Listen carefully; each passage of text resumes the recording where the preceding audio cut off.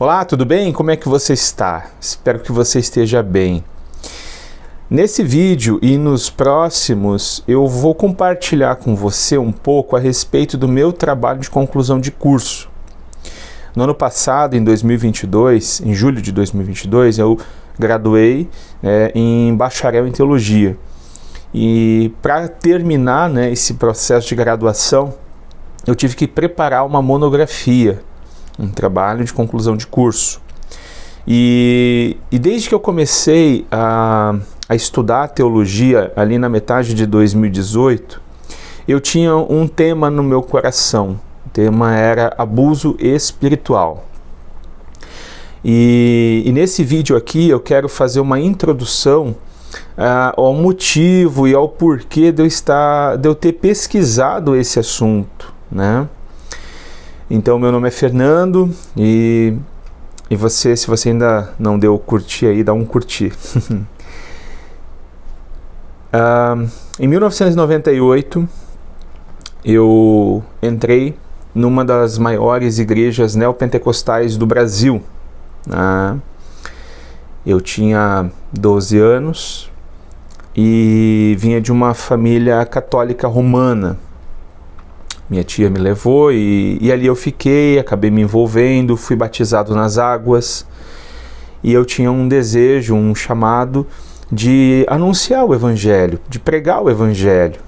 Meu sonho era pregar o Evangelho. E a minha adolescência e juventude foram dedicadas, a pregar o Evangelho nessa instituição, nessa igreja neopentecostal. Foram cerca de 20 anos, de 97 para 98 foi quando eu comecei, em 98 me batizei, até 2017, até janeiro de 2017. Então foi 19 a 20 anos onde eu tive essa experiência na minha vida, uma experiência religiosa. Essa experiência, ela teve pontos positivos, pontos negativos, Não posso dizer que foram apenas experiências ruins ou abusivas, ou também não posso dizer que foram apenas experiências boas. Foi nessa instituição que eu conheci a minha esposa, que casamos e vivemos grande parte da nossa vida em comum. Mas, ao longo desses 20 anos, eu percebi, eu senti na pele, eu sofri e eu vi meus colegas, meus amigos, meus irmãos de fé sofrerem também com situações abusivas. Abuso psicológico, abuso espiritual, abuso financeiro, enfim, diversos abusos. E esses abusos, eles eram praticados pela liderança da igreja. Tanto na liderança, como é uma igreja neopentecostal, ao longo dos vídeos eu vou explicar um pouco, mas é uma igreja que ela é hierarquizada num sistema episcopal, Então tem os pastores de igreja local, os pastores regionais, os bispos de estado, bispo de país e o supremo chefe, Então o que acontece? Muitos desses abusos vêm da cadeia de comando de cima para baixo e os demais acabam perpetuando apenas esse abuso. Em loco, eu pude experimentar muito abuso dos pastores de igreja local. Maioria das vezes em cima do púlpito, por meio da palavra de Deus, por meio da Escritura. Então, se utilizando da Bíblia para produzir medo, culpa e ganância. Esse é um tripé de um sistema abusivo. Ele trabalha com a Bíblia, com o livro sagrado, e esse trabalho, ele trabalha, ou ele pega a pessoa no medo do inferno, medo do diabo, medo da miséria, medo de ficar sozinho, medo de ir para o inferno, Então são vários tipos de medo. Medo de não agradar a Deus o suficiente, medo de não estar fazendo um sacrifício perfeito do qual Deus irá se agradar. Então, nessa igreja eu pude vivenciar e experimentar esse medo. E aí, por meio da Bíblia Sagrada, a liderança religiosa, o pastor, ou os pastores, né, eles acabam manipulando o texto bíblico para levar o indivíduo a fazer aquilo que eles desejam que ele faça, né. Tem a responsabilidade do indivíduo, né, também, mas essa manipulação ela é muito bem encaixada, de forma que até mesmo pessoas com conhecimento acabam se deixando levar. Então, o medo, a culpa é o segundo tripé. Então, também eu pude perceber ao longo desses 20 anos a questão da culpa ser muito forte, onde quando você não alcança determinado resultado na sua vida, você é confrontado pelo pastor, pela liderança, dizendo assim: Deus não mente, a palavra de Deus não mente, Deus não falha, Deus não mudou. Você provavelmente não creu o suficiente, você provavelmente não fez o seu melhor, você talvez esteja em pecado, porque Deus não mudou. O problema está em você. Então, dessa forma, o abuso experimentado foi através do medo e da culpa. A culpa de não ter feito um sacrifício perfeito, e pensa em sacrifício financeiro, com certeza. A culpa de não ter resistido o suficiente e completamente ao pecado, ou seja, viver uma vida sem pecado. E eu não estou dizendo apenas os pecados grotescos, mas, enfim, uma vida perfeita. A culpa de você não estar fazendo o seu suficiente. Então, medo, culpa. Mas também, nesses 20 anos, eu percebi, eu vivenciei isso, onde a liderança religiosa, os pastores da igreja, principalmente da igreja local, mas também a nível nacional e a nível mundial, se utilizam também da ganância. A ganância, na verdade, é o grande chamariz desse tipo de igreja abusiva. Então é por meio da ganância que eles vão para a televisão vender uma ideia de que se você fizer tudo o que o pastor ou o líder espiritual mandar, Deus vai te abençoar. Então, baseado em textos, especialmente do Antigo Testamento, o pastor ele acaba mostrando para o fiel que se ele fizer determinado sacrifício a Deus, e esse sacrifício tem que ser financeiro, Deus fica na obrigação de atender o seu pedido. Deus fica obrigado a responder. Um exemplo: Elias e os profetas de Baal. Então cria-se uma campanha de fé, e nessa campanha coloca-se o tema: Elias e os profetas de Baal. Elias apresenta um sacrifício a Deus e Deus responde com fogo. Então, se Elias fez esse sacrifício e Deus respondeu com fogo, e você fizer o perfeito sacrifício, Deus responderá na sua vida da forma que você precisa. Então, o sistema abusivo ele trabalha com o medo, com a culpa e agora com a ganância.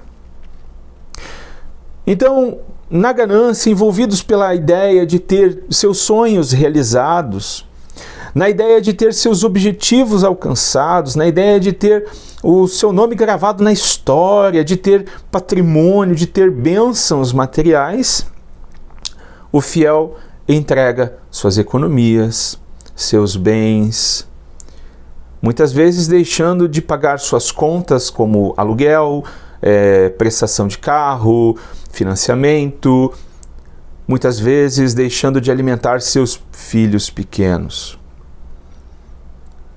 pois o sacrifício tem que ser perfeito. Ao final da campanha, o pastor sempre fala: agora que você já entregou todo o seu sacrifício, você vai pegar novamente este envelope, porque você deseja que seu sacrifício seja aceito por Deus. Então você vai fazer o seguinte: você vai pegar tudo, você não vai deixar nem uma unha. Utilizando, é claro, o texto onde Moisés fala ao faraó que não ficará nenhuma unha no Egito.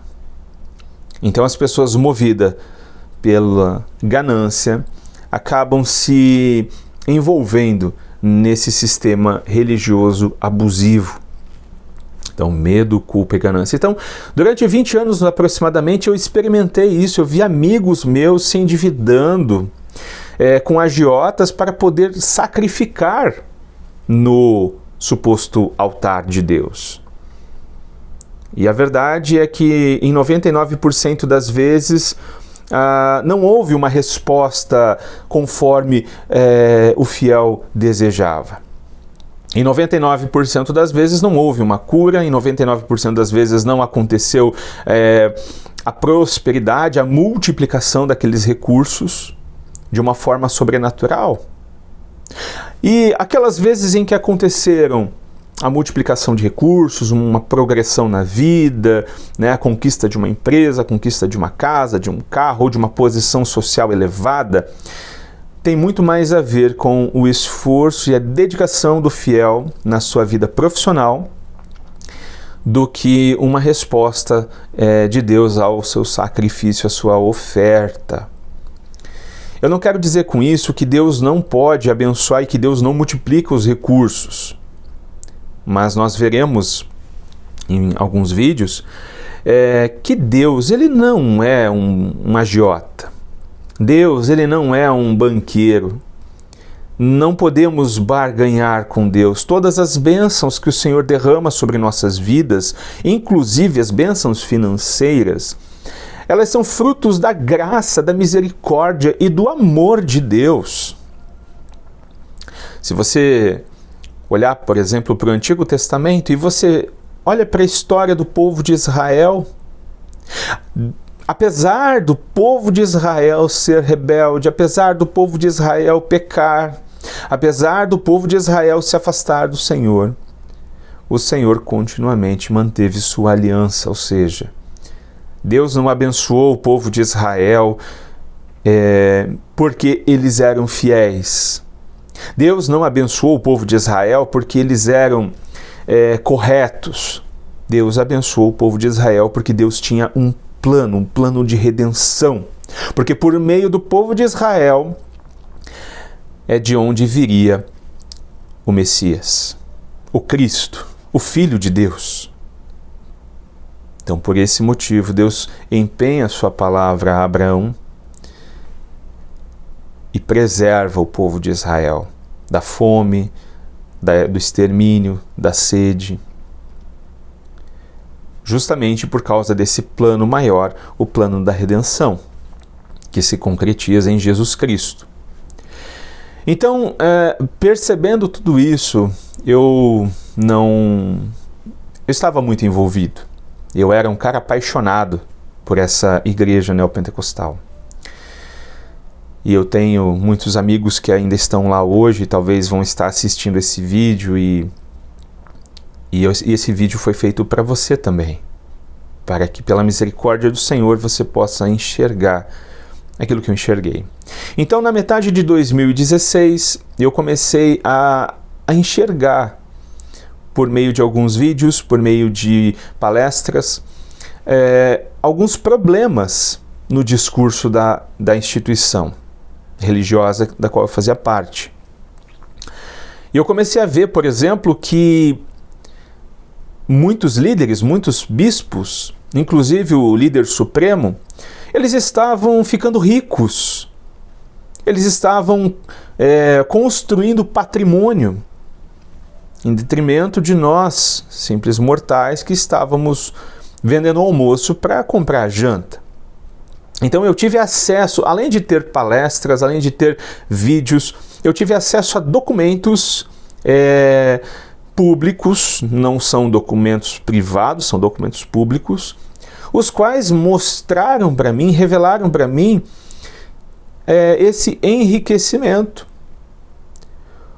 A gota d'água foi que no mês de novembro de 2016 era um mês de entrega do sacrifício, né, de uma campanha muito grande. E nesse mesmo mês, no dia 16 de novembro de 2016, o líder supremo desta igreja comprou um apartamento de 9 milhões de dólares em Miami, num dos lugares mais valorizados do mundo. Enquanto eu e minha esposa estávamos entregando o nosso sacrifício, esse líder estava comprando um apartamento em Miami. E talvez você fale, Fernando, mas esse líder, ele trabalhou muitos anos, ele guardou o dinheiro, fez bons investimentos. Pode ser. Mas como você explica alguém que veio do nada, alguém que é pobre, que não tinha onde morar logo que casou, que precisou morar de favor com seu sogro, com sua sogra por um tempo, e que não desenvolveu um patrimônio na vida secular, mas inicia um trabalho, uma igreja.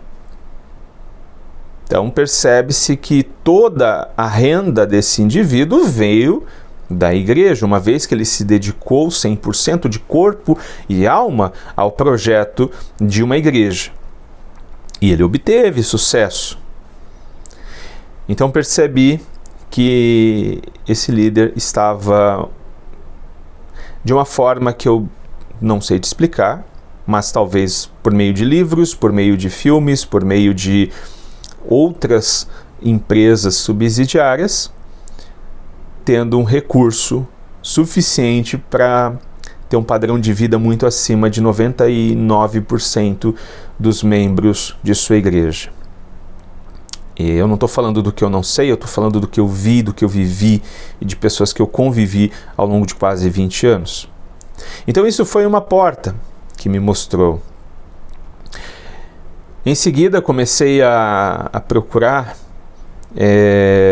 conhecer o Evangelho. Eu entendi que aquilo ali não tinha nada de Evangelho, então eu comecei a ver algumas pregações do Zé Bruno, da Casa da Rocha em São Paulo. Em seguida conheci o Ed René Kivitz na IBAB, isso tudo pela internet, e comecei a assistir suas mensagens, suas pregações. Depois conheci o pastor Augusto Nicodemos, Hernandes Dias Lopes e muitos outros que acabaram me auxiliando nesse processo de entender o Evangelho, de conhecer o Evangelho de Jesus Cristo, de entender que aquela experiência religiosa que eu tive ao longo da minha vida quase toda foi uma experiência religiosa defeituosa, uma experiência religiosa abusiva. E foi nesse período que eu tive contato com um livro chamado Abuso Espiritual, um livro escrito pelo Ken Blue, um pastor americano, e nesse livro ele faz uma exposição bíblica, ele explica o texto de Mateus 23. E ele contextualiza esse texto na sua realidade norte-americana, mostrando que da mesma forma que houve abuso espiritual nos tempos de Jesus, que havia abuso espiritual nos tempos de Jesus, nos nossos dias também existem abusadores espirituais, geralmente os líderes religiosos. Então, eu comecei a ler, pesquisar este assunto, embora esse assunto na época não era tão difundido no Brasil. Então, foi um assunto assim que me cativou muito, e eu pude perceber que boa parte desses abusos, eles eram abusos espirituais. Quando o pastor, diante de toda a congregação, xingava e maltratava os seus membros, suas ovelhas, muitas vezes publicamente. Quando o pastor chamava no canto, numa sala, e orientava o valor que esse fiel, no caso eu, deveria dar, eu percebi tudo isso uma manipulação religiosa, um abuso do seu poder. Um abuso por quê? Porque o pastor, de uma forma geral, a figura pastoral é uma figura que ela tem uma respeitabilidade, né? Então, ele é uma figura respeitada.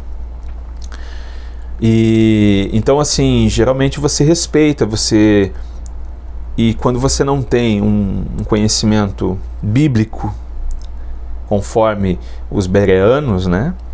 Você acaba acreditando naquilo que esse homem está falando. Ele é um homem de Deus, ele ora e as pessoas são curadas, ele ora e os demônios são expulsos. E aí você acaba relativizando os defeitos, os erros que esse cidadão acaba cometendo. Então, no começo de 2017, eu me desligo desta igreja. Eu sento com o meu antigo pastor, eu apresento para ele toda a documentação que eu tinha a respeito da igreja, de como a sua liderança estava enriquecendo e de forma através da manipulação, né? Então, manipulando o sagrado, manipulando a fé das pessoas por meio do medo, da culpa e da ganância. E ali eu me desligo. E em fevereiro de 2017, eu começo a congregar em uma igreja batista, aqui na cidade de Joinville. E nessa igreja eu tive a experiência de conhecer o que é uma igreja bíblica, uma igreja saudável, uma igreja parecida com a igreja de Atos. Logo em seguida, eu inicio o estudo teológico, porque eu tinha comigo o seguinte: eu fui enganado muito tempo, eu fui manipulado muito tempo, porque eu não tinha conhecimento, porque embora eu lesse a Bíblia, eu não entendia a Bíblia, porque embora eu lesse ali o texto sagrado, aquilo não fazia sentido para mim. Os óculos que eu estava lendo, a Bíblia, eram os óculos da instituição que eu fazia parte. Uma instituição que começa em 1977. Então tudo que vem antes disso, para mim, não fazia sentido. Eu não sabia o que era reforma protestante, evangelicalismo, enfim. Então, eu começo a ter contato com a Bíblia, eu começo a ter contato com livros que me explicam as doutrinas bíblicas e que me explicam a própria Bíblia. E então, movido por um desejo de ter um conhecimento maior para poder compartilhar com a igreja e compartilhar com outras pessoas e com você nesse vídeo, eu decidi entrar no seminário teológico na Faculdade Batista do Paraná. E como eu falei no início desse vídeo, desde o começo eu tinha o tema do meu trabalho de conclusão de curso. O meu objetivo era pesquisar o abuso espiritual no contexto neopentecostal brasileiro. E durante 4 anos, 3 anos e meio, eu fui acumulando material, lendo livros, assistindo palestras, lendo artigos, montando o meu referencial teórico, para que no momento em que eu fosse fazer o meu trabalho, eu estivesse municiado, o que de fato aconteceu. Então, nos próximos vídeos eu vou estar compartilhando com você um pouco daquilo que eu descobri, e não apenas mostrar um problema. O meu objetivo não é apenas mostrar o problema do neopentecostalismo brasileiro. Não é apenas mostrar que essas igrejas e a sua liderança, os seus pastores, na maioria das vezes são abusivos e deixar por isso mesmo. Não! Meu objetivo com esse trabalho é mostrar que existe uma luz no fim do túnel. Existe igreja bíblica. Existe uma igreja saudável, onde você não será manipulado pelo pastor, onde você não será coagido por meio da Bíblia a pegar tudo que você tem e dar no altar da igreja. Então, esse é um dos meus objetivos com essa série de vídeos que eu vou estar gravando. Meu objetivo não é denegrir a imagem de ninguém, não é falar mal de ninguém, mas é expor os fatos. E você vai ter aqui se você desejar, inclusive, uma cópia do meu trabalho de conclusão de curso, eu vou colocar aqui o link na descrição. Você vai poder acessar ele via Google Drive e aí você vai poder ver os referenciais teóricos que eu consegui, que eu encontrei e que dão base e sustentação para esse trabalho. Então esse trabalho, esses vídeos, inclusive, eles vão ser em 3 partes, em 3 grandes partes, 3 grandes divisões. Na primeira delas, eu apresento um contexto do neopentecostalismo brasileiro. Eu contextualizo a igreja neopentecostal brasileira, as igrejas, a sua história, de onde que elas vêm, e contextualizo também e apresento uma definição do que é abuso espiritual. Então, além de contextualizar a igreja neopentecostal, eu apresento uma definição do abuso espiritual. Em seguida, eu vou apresentar aqui nesses vídeos fatores que facilitam a ocorrência de um abuso espiritual em uma igreja neopentecostal. Porque existem fatores, mecanismos que tornam possível a ocorrência do abuso espiritual, que tornam mais fácil a sua ocorrência em uma igreja local, especialmente uma igreja neopentecostal, que foi o foco da minha pesquisa, Então eu não podia pesquisar todas as igrejas, tinham que ser um funil. Então, como a minha experiência era de uma igreja neopentecostal, a maior igreja neopentecostal do Brasil, então eu focalizei nisso. Mas eu não quero dizer que o abuso espiritual só pode acontecer na igreja neopentecostal. Então, presta muita atenção nisso. O abuso espiritual, ele pode acontecer em qualquer igreja, ele pode acontecer numa igreja tradicional, numa igreja histórica, numa igreja batista, presbiteriana, reformada, metodista, numa Assembleia de Deus. Mas no Brasil, e talvez o que explique essa grande ocorrência seja o tamanho das igrejas neopentecostais. Elas são maiores, elas possuem mais membros, mais adeptos. Então, por isso, os relatos que nós encontramos na internet e em livros também, vêm do neopentecostalismo, e é onde eu focalizei a minha pesquisa. Mas isso não significa que o abuso seja possível apenas em igrejas neopentecostais. Mas existem fatores que facilitam essa ocorrência, essa prática na igreja neopentecostal. Além desses fatores, ou seja, aqui eu estou apresentando o problema. São 4 fatores. Primeiro, desprezo pela teologia. Eu vou fazer aqui um breve resumo e nos vídeos seguintes você vai poder conferir. Basicamente começa com um total desprezo pela teologia.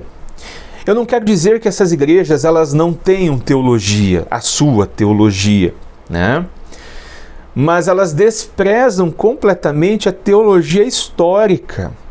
A teologia que foi fundada ou fundamentada ou construída em 2000 anos de igreja, porque a Igreja de Jesus ela não nasce em 1977.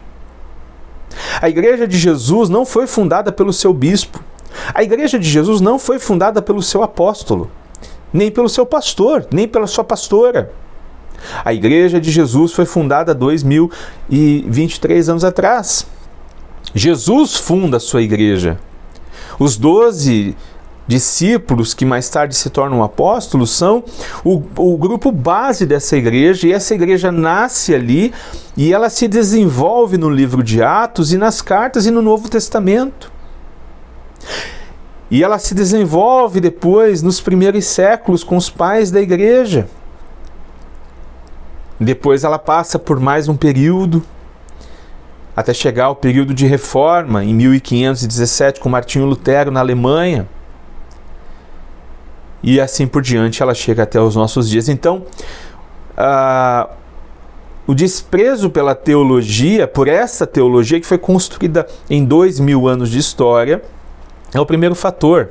Então são pastores, líderes, bispos que rejeitam o estudo teológico. E o que acontece? Você acaba desprezando algumas ferramentas que o estudo teológico te proporciona, entre elas a hermenêutica e a exegese. Então você acaba criando uma hermenêutica, uma exegese diferente daquela histórica. Você vai para algo novo e completamente equivocado, porque, como eu vou falar posteriormente, é uma hermenêutica que não leva em conta o contexto do texto, que não leva em conta o contexto histórico, contexto literário, o gênero do texto, né? Não leva em consideração na sua interpretação de um texto a Bíblia e a história da redenção. Então, é uma hermenêutica completamente equivocada e é uma hermenêutica, uma interpretação da Bíblia que leva pessoas a cometerem loucuras.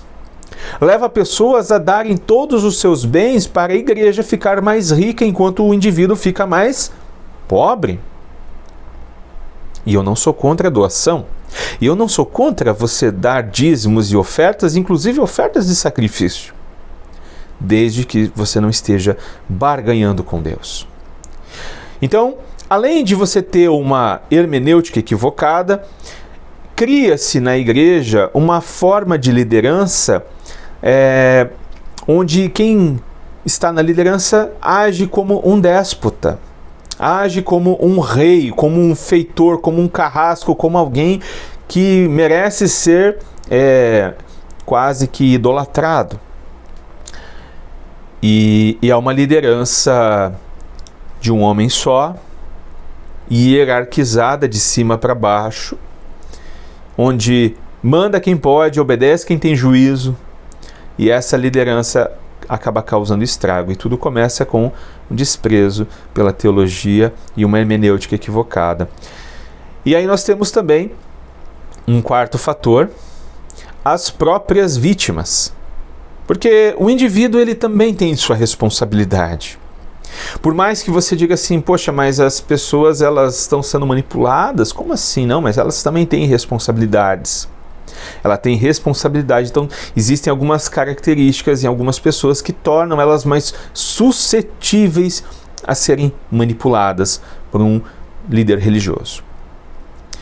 Mas eu não quis ficar nesse trabalho apenas com o problema. Não adianta termos apenas o problema. O problema pelo problema, ele se torna inútil. Então, buscando referencial teórico, eu consegui encontrar 4 fatores que facilitam, ou melhor, que dificultam a ocorrência de abuso espiritual numa igreja local, seja ela neopentecostal, seja ela pentecostal, seja ela histórica. São fatores que dificultam a ocorrência desse abuso. O primeiro deles, uma hermenêutica coerente da Bíblia, uma interpretação coerente da Bíblia. Uma interpretação que leva em consideração esses 2000 anos de igreja, esses 2000 anos de interpretação, esses 2000 anos de construção teológica e de interpretação.